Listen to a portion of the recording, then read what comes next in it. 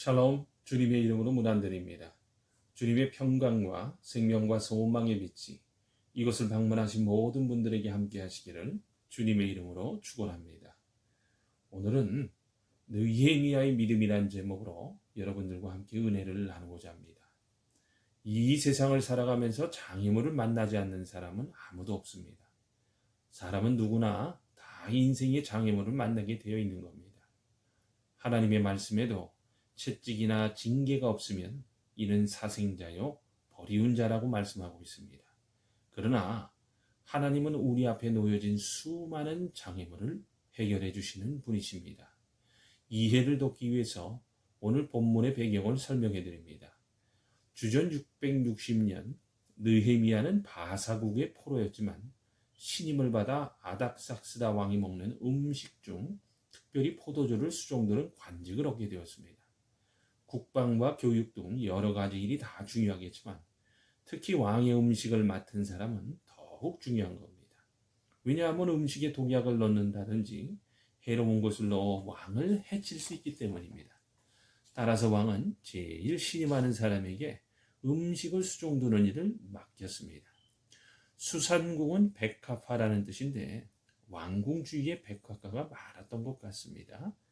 느헤미야는 그 왕궁에서 왕의 식사를 준비하면서 편하게 살고 있었을 거예요. 의식주의 문제가 해결됐습니다. 아마 자녀의 교육 문제, 물질적인 문제 아무런 걱정 없이 살았습니다. 그러던 어느 날 형제 가운데 하나인 하나니가 찾아와 사로잡힘을 면하고 남은 자가 그 도에서 큰 환난을 만나 능력을 받으며 예루살렘 성은 회파되고 성문들은 소화됐다는 말을 전해 주었습니다.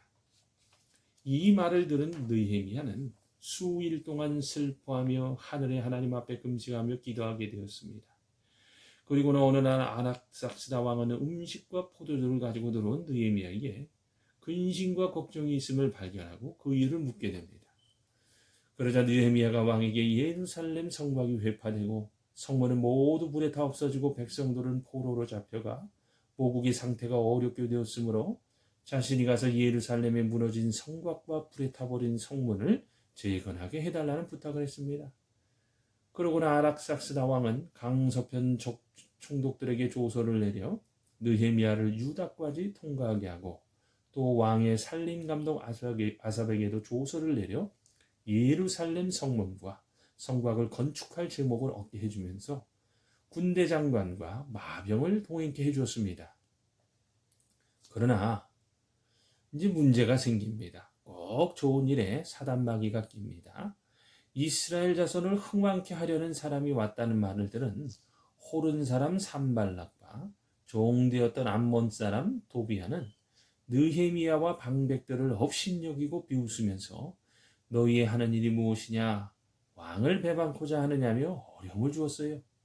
그러나 느헤미야는 하늘의 하나님이 우리로 형통케 하시리니 그의 종 우리가 일어나 건축하려니와 오직 너희는 예루살렘 안에서 아무 기업도 없고 권리도 없고 명록도 없다면서 성곽을 재건하기 시작했습니다. 오늘 말씀을 통해서 우리는요, 느헤미야가 좋은 일을 하려다가 큰 장애물을 만난 것을 볼 수 있습니다. 오늘 성경은 우리에게 세 가지의 장애물이 있음을 교훈하고 있어요. 첫째는 환경의 장애물인 겁니다. 자신의 힘으로는 환경을 극복할 수 있는 힘이 없습니다. 개인의 집을 건축하기도 어려운데 어떻게 허물어진 예루살렘의 성곽을 건축하며 나라를 일으켜 세울 수 있겠어요? 환경을 극복하기란 어려운 겁니다.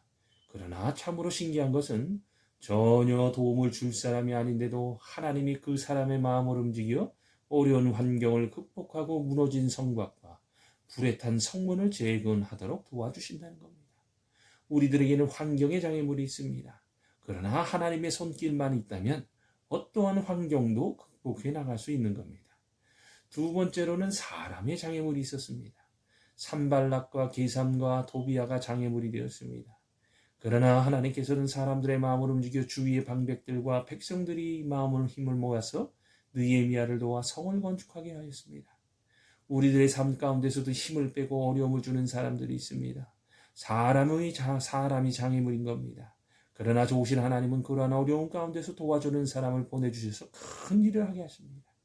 세 번째는 사탄의 방해가 있었습니다. 산발락과 게삼과 도비아의 말을 듣고 충동받은 사람들이 또 방해를 하고 장애물이 되었어요. 그러나 하나님의 역사는 사탄의 역사보다 강합니다. 하나님이 역사하시니까, 성령님께서 역사하시니까 사탄의 방해는 물리치고 나갈 수 있는 힘이 생겼다는 겁니다. 느헤미야는 하나님이 주신 믿음으로 자신의 장애물을 극복하고 하나님께 쓰임받는 귀중한 종이 되었습니다.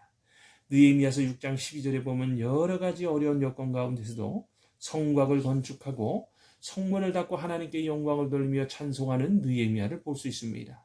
그는 모든 장애물을 물리치고 승리한 사람이 되었어요. 우리는 일생을 살아가면서 큰 계획을 세우고는 합니다. 사업의 확장을 계획해보기도 합니다. 가정을 믿음대로 살기 위해 노력해보기도 하고, 예수 한번 잘 믿고 하나님의 뜻대로 살겠다고 다짐하고 자녀 교육을 잘 시키기 위해 힘을 쓰기도 합니다. 그러나 이러한 일을 할 때에 장애물을 없이 하겠다고 생각하지 마세요. 누구에게든지 환경이나 사탄이 장애물이 될 수 있고 자기 자신이 장애물이 될 수 있다는 겁니다. 그러나 하나님의 선한 손길과 주님의 도우심이 있을 때 그러한 장애물들은 다 해결될 줄 믿습니다. 오늘 우리는 본문을 통하여 세 가지를 깨달아 볼 수 있습니다. 첫 번째입니다. 장애물이 있을 때 불길한 예감을 가지지 말고 임마누엘의 영감을 가져야 합니다. 우리는 일생을 살면서 미래의 확실함을 갖는 사람이 별로 없어요. 혹시 병이 들어 죽게 되지 않을지, 사업이 망하게 되지는 않을지, 도둑이 들어 재산을 잃어버리지는 않을지 불확실한 미래로 인해 불길한 예감을 가지며 살아갑니다. 사람은 누구나 다 불길한 예감을 가지고 있어요. 느헤미야도 미래에 대하여 불길한 예감을 가졌습니다. 그러나 그는 믿음이 그릇이 달랐어요. 그는 빨리 돌이켜서 불길한 예감 대신에 임마누엘의 영감을 가졌다는 겁니다. 임마누엘이라는 말에서 임마라는 말은 함께라는 뜻이고, 누는 우리와, 엘은 하나님이라는 뜻으로 하나님이 우리와 함께 하신다는 뜻을 가지고 있습니다. 성경에 보면 이 영감은 길조의 영감으로 하나님이 함께하기 때문에 모든 것이 잘 된다는 굴럭의 영감입니다. 미래에 대한 불길한 예감을 가지는 것이 아니라 하나님이 항상 함께하는 임마누엘의 굴럭의 영감인 거예요. 사람은 조금만 일이 그르치거나 어려운 일이 생기면 불길한 예감이 들기 마련입니다. 그때 불길한 예감은 예수님의 이름으로 물려쳐 버리고 하나님께서 함께 하시는 임마누엘의 영감을 가져야 하는 겁니다. 하나님은 우리가 일생을 사는 동안 주의 일뿐만 아니라 사업의 일, 가정의 일, 자녀를 기르는 일 등 우리의 미래에 대해서 내가 세상 끝날까지 너희와 함께하리라고 약속을 해주셨습니다. 마태복음 28장 18절에서 20절에 보면 예수께서 나와 일러 가라사대 하늘의 땅의 모든 권세를 네게 주셨으니 그러므로 너희는 가서 모든 족속으로 제자를 삼아 아버지와 아들과 성령의 이름으로 세례를 주고 내가 너희에게 분부한 모든 것을 가르쳐 지키게 하라. 볼지어다 내가 세상 끝날까지 너희와 항상 함께 있으리라 하고 말씀하고 있습니다. 하나님 없이 이루어지는 일은 모든 일이 다 불확실합니다. 하나님이 없이 사업하는 것, 하나님이 없이 자녀 기르는 것, 하나님이 없이 건강 유지하는 것, 하나님이 없이 미래에 대해 계획 세우는 것, 하나님이 없이 생각하는 모든 것이 다 불확실할 수밖에 없습니다. 그러나 하나님이 함께 하신다며 임마누엘의 영감을 가지고 항상 하나님이 우리를 축복해 주시며 이 일을 모두 이루실 것이라는 믿음의 확신을 가질 수 있을 때에 모든 것을 이룰 수 있다는 것을 우리는 알아야 합니다. 예루살렘 성곽은 불탔고 백성은 사로잡혀 갔으나 느헤미야는 그런 어려운 여건 가운데서도 하나님의 강한 손길의 도심만 있다면 이것을 반드시 재건하리라고 믿었습니다. 이것은 불길한 예감이 아니라 임마누엘의 영감을 통하여 한 나라도 일으키고 백성도 다시 살리는 축복이었습니다. 우리도 느헤미야의 믿음을 본받아야 합니다. 두 번째입니다. 약한 자신을 보지 말고 이를 이루시는 하나님을 의지해야 되는 줄 믿습니다. 약한 자신을 보면 아무것도 하지 못해요. 여러분 상담을 하다 보면요, 많은 사람들이 저 같은 것이 뭘 할 수 있어요 라고 말하는 것을 봅니다. 이들은 자기 지식만 바라봅니다. 자기 힘만 바라봅니다. 자기 것만 바라봅니다. 자기가 가지고 있는 탤런트만 바라봅니다. 자기가 가진 물질만 바라봅니다. 그래서 말하기를 자신은 아무것도 없다는 겁니다. 그러나 사람은 아무것도 하지를 못하나 하나님께서 모든 것을 하실 수 있고 또한 주실 수 있는 분으로 믿을 수 있어야 합니다. 하나님은 가난한 자를 부유하게 하며 병든 자를 고치며 약한 자를 강하게 하며 없는 자를 있게 하며 죽은 자를 살리며 저주받은 자를 복되게 하신다고 성경은 얘기하고 있습니다. 하나님은 못 이루실 일이 없는 줄로 믿습니다. 눈을 자신에게로 향하지 말고 항상 하나님께로 향해야 하는 겁니다. 성경은 믿음의 주요 온전케 하시는 예수를 바라보라. 그는 앞에 있는 즐거움을 위하여 십자가를 참으사 부끄러움을 게으치 아니하시더니 하나님의 보좌 우편에 앉으셨느니라고 말씀하고 있습니다. 자신이 장애물이 될 때가 많이 있습니다. 나는 할 수 없고 나는 부족하다고 이야기합니다. 그러나 하나님은 다 이루시는 줄로 믿습니다. 사람으로는 할 수 없어도 하나님으로서는 다 할 수 있는 겁니다. 여러분, 이런 이야기가 있습니다. 중국의 황무산이라는 산이 있습니다. 이쪽 마을에 사는 사람이 산 넘어 살고 있는 친척 집에 가려면 무려 수십 리길을 가야만 했습니다. 어떤 사람이 이 산의 터널을 뚫거나 산을 없애버려야겠다고 하면서 이 산의 흙을 퍼다가 자꾸 낮은 계곡에 뿌렸어요. 지나가는 사람이 말하기를 당신과 마을 주민 모두가 평생 동안 이 일을 한다 해도 다 못할 거라고 비아냥거립니다. 그러자 산의 흙을 파던 사람이 이렇게 이야기를 합니다. 염려하지 마세요. 산은 후손이 없지만 우리는 후손이 있지 않습니까? 라고 대답을 했던 거예요. 산은 후손이 없으니 그대로 있지만 우리는 후손이 있으니 내가 못하면 내 아들이 못하면 내 손주가 우리 후대에 가서는 반드시 해낼 것으로 믿는다고 했습니다. 그런데 놀랍지 않습니까? 그분 때에 이 일을 이루지 못하고 그 아들 때에 와서도 못하더니 결국 그 손주 때에 와서 이 황무산의 고속도로가 나서 마을의 길이 열리고 이것은 유명한 관광지가 되었다는 이야기입니다. 그렇습니다, 여러분. 자신을 바라보는 사람들은 아무것도 하지 못했으나 하나님이 그 일을 이룰 것이라고 믿은 사람들은 위대한 역사를 창조했고 개척자들이 된 줄 믿습니다. 하나님께서는 우리가 이곳에 이민와 살게 하셨습니다.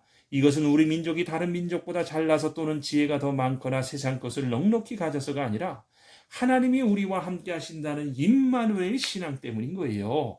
하나님이 함께하는 백성은 어느 민족보다 뛰어날 것이요. 하나님께서는 이러한 사람들을 사용하시는 줄로 믿습니다.